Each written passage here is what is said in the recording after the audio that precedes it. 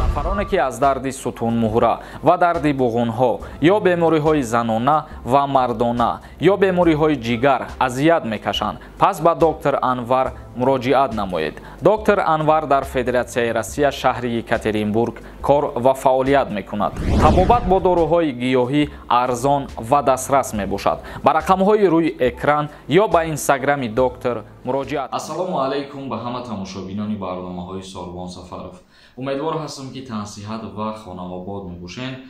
Чӣ хеле ки медонен, тӯли чандин рӯз пеш ма як динавор кардам ва гуфтам ки дар шаҳри Москав ба сари мо як чанд мушкилиҳое омад ва ин мушкилиҳои омада боис шуд ки моро аз Федератсияи Россия видварени кунанд ва ҳам ҷарима мекунанд. Ва бисёри нафаро дар комментария оиди ҳамин мавзӯъҳо нависонданд ки мақсад ту ҳақ ва ҳуқуқ надорӣ ки дар суд ариза бинависонӣ, яъне аннулировать кунанд видваренияи тра ё ки депортатсияи тра. Ва ман хостам дар ҳамин мавзӯъ суҳбат кунам ва ба хулосае омадам ки ҳамин кора ба анҷом расонам.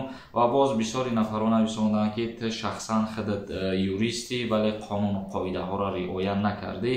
Бародарони азиз, як чиза нагуфта намона ки ман бори аввале ки ба Федератсияи Россия мебиём ва дар иҷа вақте ки омадем якбора ба як кас документҳомона додем ки регистратсия куна, вале мутаассифона вай регистратсияи моро фальшивӣ кард. ин қонуна риоя накардан нест, бародаро. Ва ман доим дар ҳама видеоҳо мегӯям ки дар ҳар ҷое ки бошем қонун ва қоидаҳои у давлата риоя кунем. Ва на танҳо юристо, бояд ҳама шаҳрвандои хориҷӣ қонунҳои ҳар давлате ки қарор доранд риоя кунанд. Ва оиди ариза нависондан ба суд. Вақте ки қарори суд биромад рӯзи 9 декабр нисбати ма, яъне Сафаров Сорбон, қарори суд биромад ки барои қоидавайронкунӣ, барои ҳуқуқвайронкунӣ маъмурӣ, яъне ки административни правонарушения нисбати ма ҷарима тартиб додан ба 5000 рубл ва видварения аз Федератсияи Россия. Ва дар ҳамун қарори суд дар охираш як пункташ дар омадагӣ ҳастае ки шахсияте ки ба номаш қарори суд биромадагие вай то муҳлати 10 рӯз ҳақ ва ҳуқуқ дора ки обжаловатса куна, яъне ки норозигии худша баён куна, ариза бинависона ба суди шаҳри Москав. Мисол мегирем, агар мара видварени кардан ва ман ба хулосае омадам ки ариза менависонам, ман ба суди шаҳри Москав рафта дар уҷа ариза пешниҳод мекунам ки мақсад ма ҳамин решенияи судя розӣ нестам ва видваренияи ма аннулировать карда шавад. Барои ин кирдора ба амал овардан ҳар як шахсияте ки ба ҳамин мушкилӣ дучор мешавад бояд аввалан пеш аз ариза нависондан рафта ҷаримаро пардохт куна ва баъдан сразу регистратсия куна, худша дар база дани ворид куна, баъдан метавонад ки рафта ариза бинависона.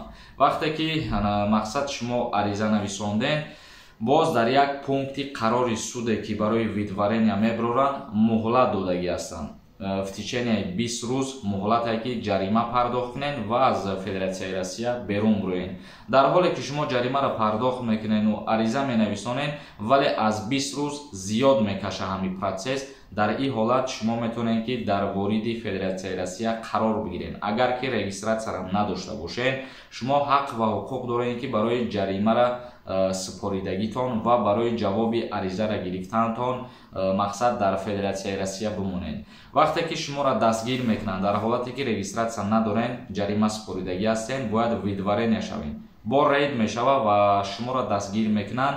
шумо ана ҳамун заявление нависондагитона нишон метиҳем ба сотрудникои политсия ки ма нисбатам қарори суд биромадагие ва ма аз ин қарори суд розӣ нестам, мехоҳам ки аз сари нав амира аннулировать кунанд, обжаловатсия кардагиам ва интизорам ки ҷавоби суд чӣ мебиёяд. Дар ин ҳолат ҳеҷ кас шуморо дигар ҳақ ва ҳуқуқ надорад ки гирифта ба адел бибара ё ки боз ҷариматон кунанд ё умуман мушкилӣ ба сартон биёянд.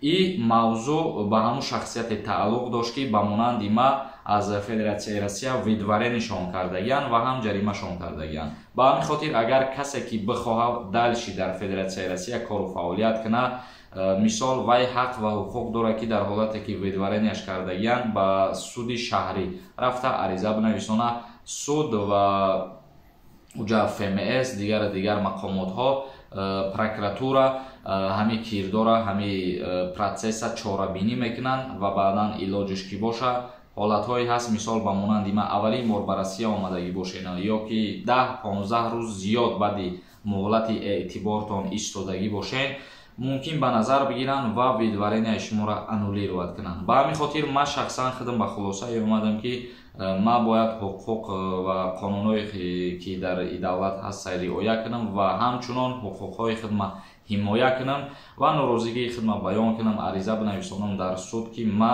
розӣ нестам ай решение ки нисбати ма биромадагиай, чунки мақсад бад дар ҳамо пункте ки дар кодекс омадагиай моддаи 18.8 ма ҳамо моддара хондам, дар уҷа нависондагиае ки шаҳрвандои хориҷие ки бе мақсад регистратсия гашту гузор мекунанд имконият ҳаст ки просто так ҷаримашон кунанд, видваренияшон накунанд ва боз дар диюм пункти ҳамо моддаи 18.8 омадагиае ки шаҳрвандое ки бе регистратсия гашту гузор мекунанд ҳам ҷаримашон мекунанд ва ҳам видваренияшон мекунанд. Ба ҳамин хотир пункти якумша истифода бурда шаҳрванди хориҷӣ ҳақ ва ҳуқуқ дорад ки заявления binavиса видваренияи худша аннулировать кунад. Ҳамин ҳам як мавзӯи бениҳоят муҳим буд барои шахсиятҳое ки ба монанди ман мушкилӣ ба саршон омадагӣ буд. Фикр мекунам хеле чиза меомӯзем аз ҳамин процесс, агар ки тарзи заявления нависӣ, тарзи қабул, тарзи рафти кор чӣ хел мешава намешава ё ки мақсад ма дар куҷо мерам ариза менависам, ҳамаи ҳамёра бихоҳед ман ба навор мегирам ва ҳамарӯзаша мефаҳмонам ба шумо то шумодам як хабари нав шава. И чиз худованд ҳамаи мардуми ғариба нигаҳбон боша, худованд аз мушкилиҳо ҳамаи мо шуморо нигаҳбон боша ва дар канали мо ҳатман обуна шидана фаромӯш накунед. То барномаҳои дигар худованд ҳамаи мо шуморо нигаҳбон бошад.